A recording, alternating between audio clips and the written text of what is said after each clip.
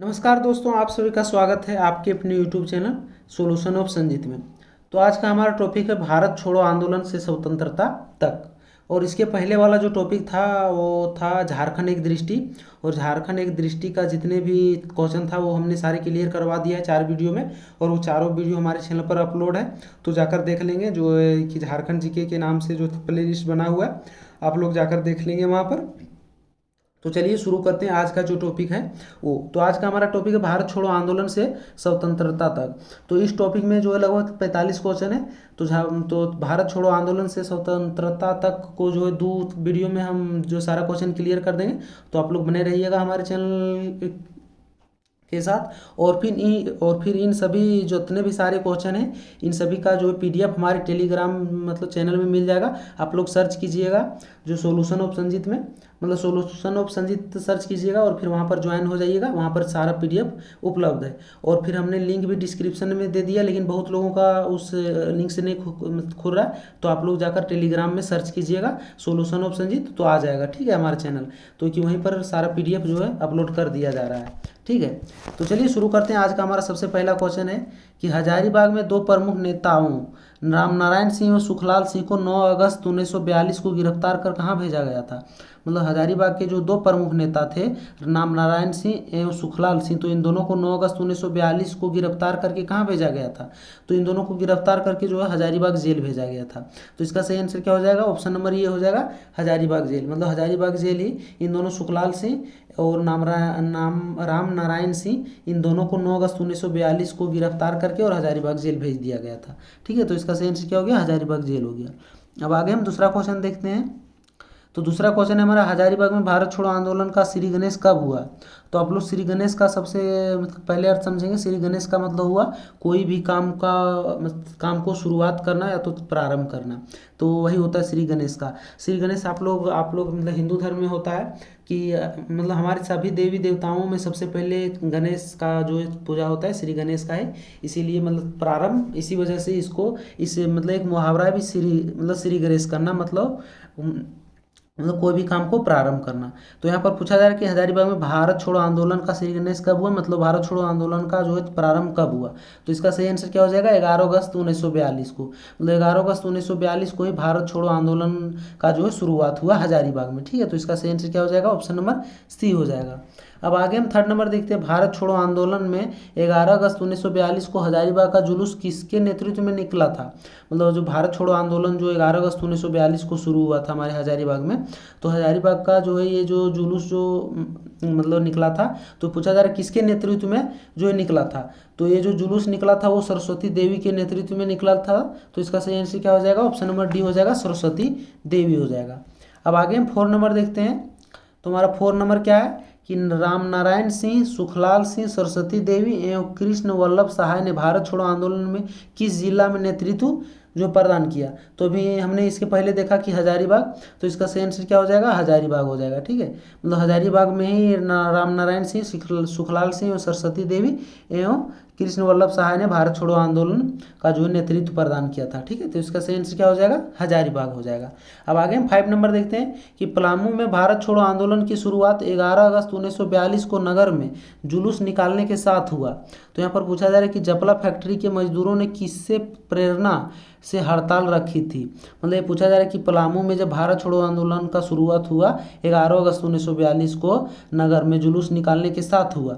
तो पूछा जा रहा है कि उसी समय जपला फैक्ट्री के मजदूरों ने किसके प्रेरणा से हड़ताल रखी थी। तो इसका सही आंसर क्या हो जाएगा, मिथिलेश कुमार सिन्हा।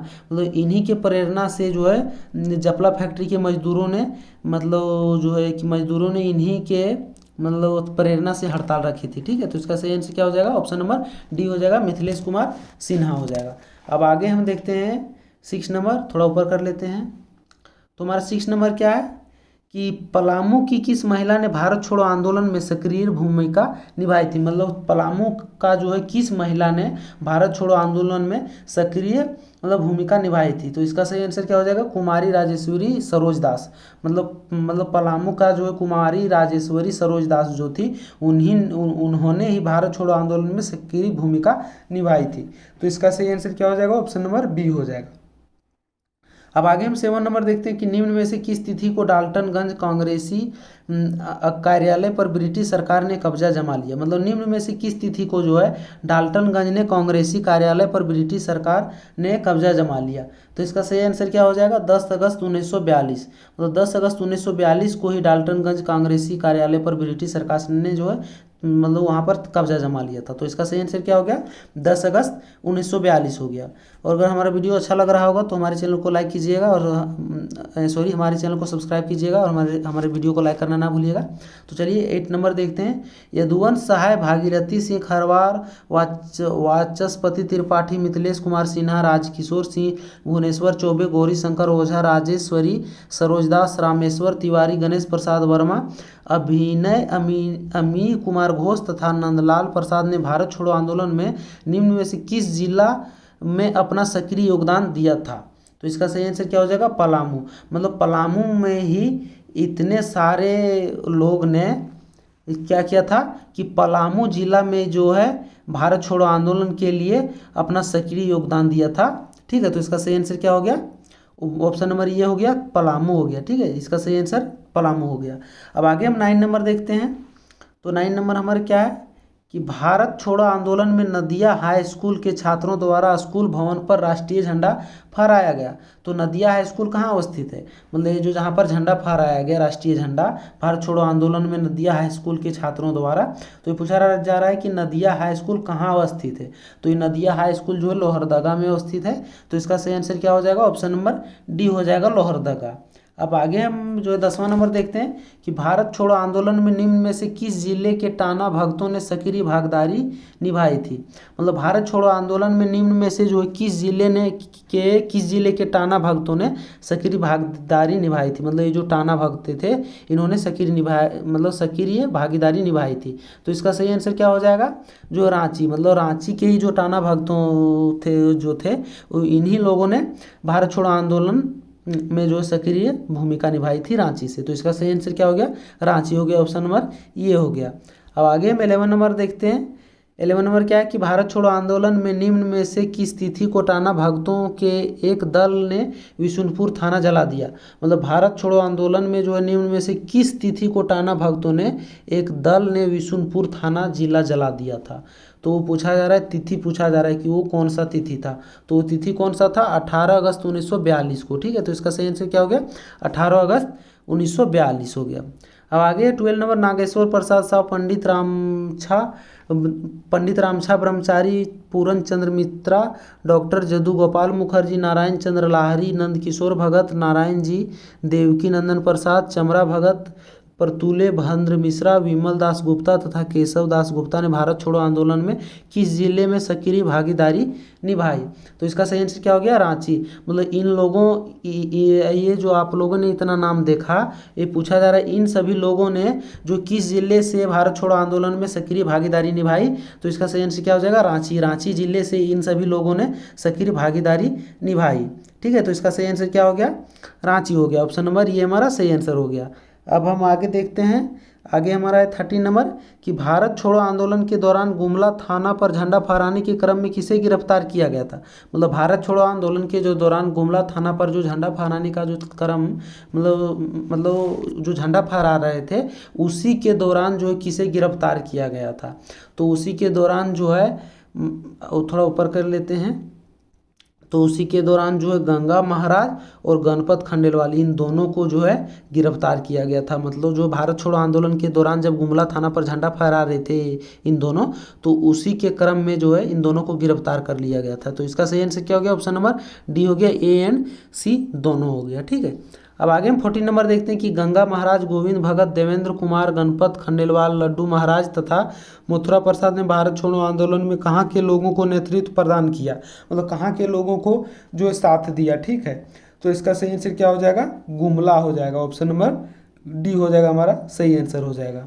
अब आगे हम जो 15 नंबर देखते हैं कि भारत छोड़ो आंदोलन एक सेकेंड, हाँ, कि भारत छोड़ो आंदोलन के दौरान जमशेदपुर के मिल मजदूरों, दुकानदारों तथा सामान्य नागरिकों ने कब पूर्ण हड़ताल का आयोजन किया था। मतलब भारत छोड़ो आंदोलन के दौरान जब जमशेदपुर के मिल मजदूरों, दुकानदारों तथा जो सामान्य नागरिक थे, तो इन सभी ने मिलकर कब पूर्ण हड़ताल, मतलब पूर्ण हड़ताल कहने का जो तात्पर्य होता है कि पूरे तरीके से हड़ताल, मतलब सारा काम जो है कि मतलब मजदूर ने काम छोड़ दिया, दुकानदारों ने अपनी दुकान बंद कर दी और सामान्य नागरिकों ने जो सड़कों पर उतर गए और पूर्ण तरीके से हड़ताल कर दिया। तो पूछा जा रहा है कब पूर्ण हड़ताल का जो है आयोजन किया गया, तो वो मतलब डेट पूछा जा रहा है, तिथि। तो तिथि था 10 अगस्त 1942। तो इसका सही आंसर क्या हो गया, ऑप्शन नंबर सी हो गया, 10 अगस्त 1942 हो गया। अब आगे हमारा 16 नंबर है, भारत छोड़ो आंदोलन के दौरान रामानंद तिवारी के नेतृत्व में कहाँ के पुलिस दल ने विद्रोह किया था। मतलब भारत छोड़ो आंदोलन के दौरान जो है रामानंद तिवारी के नेतृत्व में कहाँ के पुलिस दल ने विद्रोह किया था।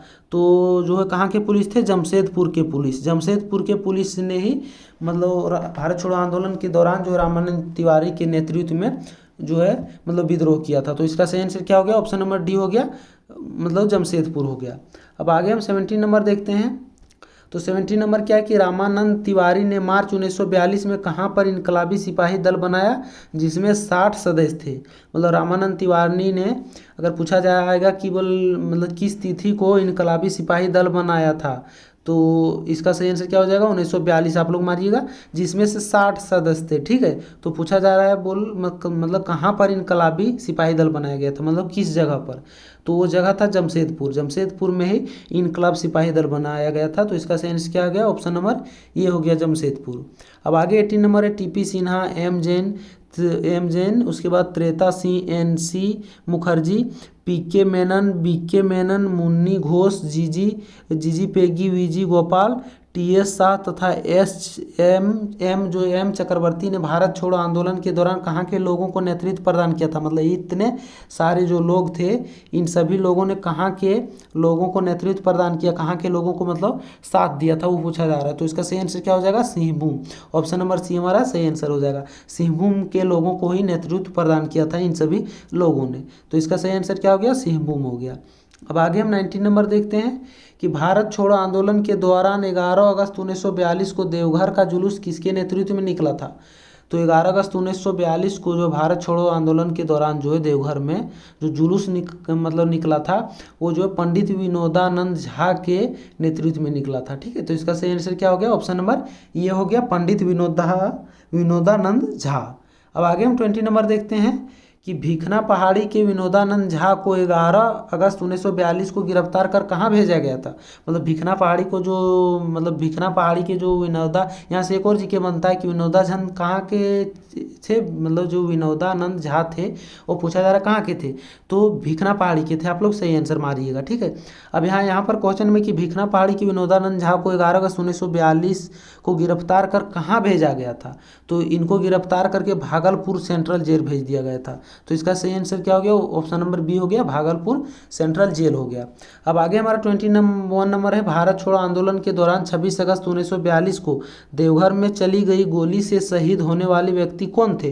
मतलब भारत छोड़ो आंदोलन के दौरान जो है 26 अगस्त 1942 को देवघर में जो गोली चला था, तो पूछा जा रहा है कि उस गोली से शहीद होने वाले व्यक्ति का नाम क्या था, मतलब वो कौन थे।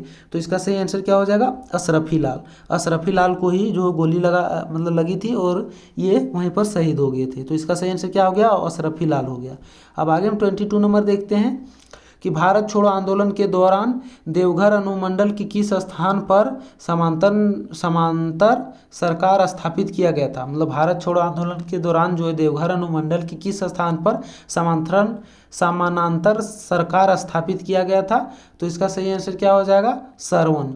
मतलब भारत छोड़ो आंदोलन के दौरान जो है देवघर अनुमंडल के सरवन स्थान पर जो समानांतर सरकार स्थापित किया गया था। तो इसका सही आंसर क्या हो गया, ऑप्शन नंबर ये हो गया, सरवन हो गया। तो आज के लिए बस इतना ही। और फिर इसमें जो 23 क्वेश्चन और बचा है वो हम पार्ट 2 वीडियो में जो क्लियर कर देंगे।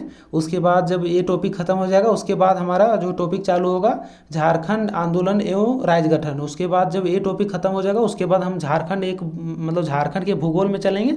उस झारखंड एक भूगोल में जितने भी टॉपिक होगा उसको हम पूरा क्लियर कराएंगे। और इन सभी क्वेश्चन का जो PDF हमारे solution of Sanjeet Telegram group में सर्च मार लीजिएगा और वहाँ से जुड़ जाइएगा। और अगर वहाँ से नहीं तो डिस्क्रिप्शन में जो लिंक दे दिया गया है, अगर वहाँ से नहीं जुड़ पाते हैं तो आप लोग वहाँ पर जाके टेलीग्राम में जाके सर्च बटन में सर्च कीजिएगा सॉल्यूशन ऑफ संजीत, तो आ जाएगा हमारे चैनल, तो वहाँ पर आप लोग जुड़ जाइएगा। तो चलिए आज के लिए बस इतना ही, आप लोगों से मिलते हैं नेक्स्ट वीडियो में। तब तक के लिए जय हिंद, वंदे मातरम।